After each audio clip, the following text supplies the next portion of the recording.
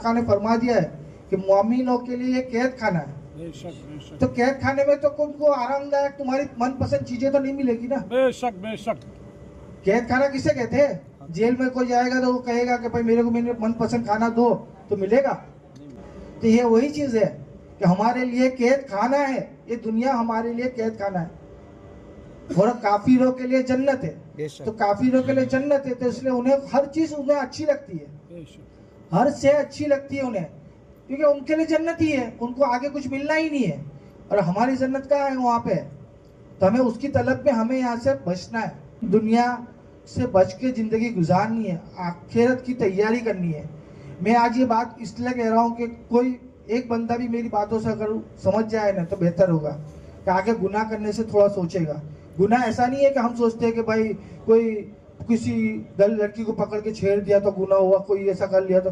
गुनाह इतना भी होता है कि हम किसी को एक बद निगाह से देख भी ले ना, वो भी गुनाह में शामिल है। अगर हमारी जुबान से झूठ निकल गया ना, वो भी गुनाह में शामिल है। अगर हमारे जो काम काज के सिलसिले में हमने एक तोल थोड़ा ज्यादा वजन कम कर दिया ना, वो भी गुनाह में शामिल है। हम जिंदगी जो गुजार रहे हैं ना, उस जिंदगी के गुजारने के अंदर हम दोस्तों के साथ जिस तरह से बात करते हैं ना, जो हमारा आज की सूरती लहजा हो गया है, जो गाली के बगैर बात ही नहीं करता। हर अल्फाज के आखिर में एक बार गाली वो रिपीट करेगा ना, तब जाके उसके अल्फाज मुकम्मल हो गए। अपने आत्माल को देखो, ये गुनाहों में शामिल होते जा रहा है, इजाफा होते जा रहा है, ये घड़ा भरते जा रहा है। और मैंने आप लोगों को उस पर अमल भी बताया था कि जिक्र करो तो जिक्रों से तुम्हारे दिल की सफाई होगी, लेकिन कोई उस पर भी अमल नहीं कर रहा है, कोई दुरूद शरीफ के जिक्र पे भी अमल नहीं कर रहा है, बस अपनी अपनी नफ्सा नफ्सी में जी रहे, बस चल रहा है, हो रहा है। महफिल हो गई, आज यहाँ महफिल हो गई, उस दिन 2 दिन अच्छे रहेंगे, तीसरे दिन से जैसे थे वैसी लाइफ। तो महफिल करने का या सिर्फ सब आने का या जमा होने का मकसद क्या? कुछ सीखने का मकसद होता है ना। बेशक सही बात। कुछ अमल लेके जाने का। जिंदगी में कभी आप महफिल में बैठे, 2 शब्द किसी से सुने तो उसको अपनी जिंदगी में अमल में लाओ। ऐसा नहीं कह रहा हूं कि पूरा सब कुछ अपने लाइफस्टाइल को पूरी बदल के रख दो, लेकिन कभी एक कोशिश तो करो।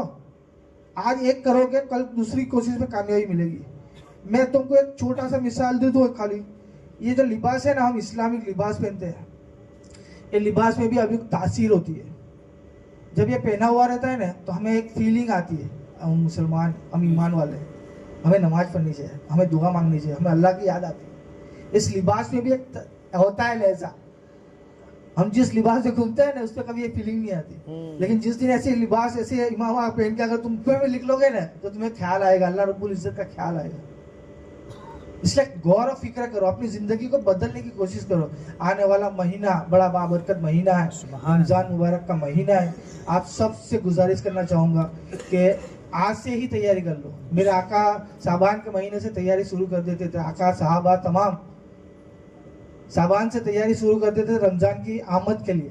तो आज हम लोग की तैयारी क्या, खाने पीने की तैयारी में लगे हुए सब। रमजान में ये खाएंगे, इफ्तार में वो खाएंगे, ये सब करेंगे। रमजान किसी ने रोजे रखे ना रखे वो सब साइड पे रहा, लेकिन ईद हर कोई मनाएगा, है कि नहीं?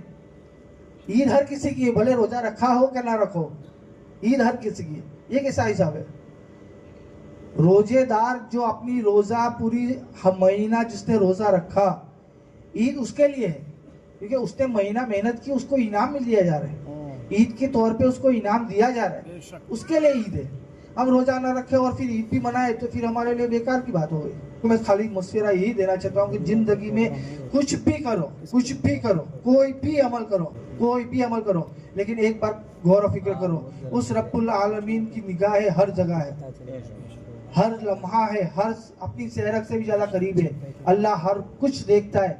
बस हमें इस खौफे खुदा हमारे दिल में पैदा हो गया ना, तो अल्हम्दुलिल्लाह हम गुनाहों से बचेंगे और इबादत की तरफ माइल भी हो जाए। और अल्लाह तमाम को अमल की तौफीक अता फरमाए।